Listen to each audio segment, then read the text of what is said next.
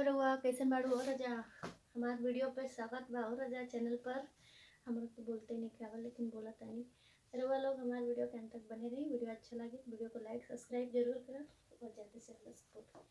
तो देखिए रउआ, हम ड्रेस बहुत पुराना बाबू, बहुत पुराना निकाल रहा अलमारी से। देखिए कैसा लगा था, हमरे ऊपर सूट करा था कि ना। देखिए ब्लैक कलर पहना था, अच्छा लगा था कि ना।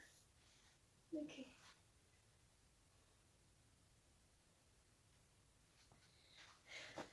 रउआ का हमरा कमेंट में बताई। बहुत अच्छा, ठीक बा। हमारा ड्रेस कैसा लगा था?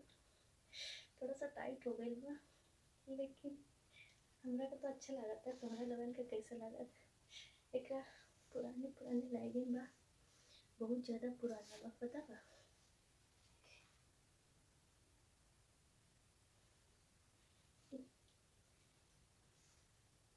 लेकिन हमरा के ना कमेंट में बताई पूरा जा कि हम एकरा में कैसा लगा था, ठीक बा। थोड़ा सा टाइट हो गई बा, मोटी हो गई ना, यहाँ से टाइट हो गई। रउआ बतावा हो रजा कैसा लगा था? छोट सुंदर से कमेंट में हमारा बताई। खोला था नहीं हमारा ड्रेस कैसा लगा था? आज का ड्रेस रउआ लोग सपोर्ट करी। हो रजा के तुम्हारा लोगन के कैसन कैसन ड्रेस पसंद बा, तो हम हमरा का ज़्यादा से ज़्यादा सपोर्ट करी। सुपर चैट मेंबरशिप ज्वाइन करी, जब तो हम अच्छी अच्छी लेके आई वो ड्रेस में वीडियो। अब हमारा खातिर तो पैसे लेके हो जो हम लेके आई। देखिए बाय, कमेंट में बताई। बाय।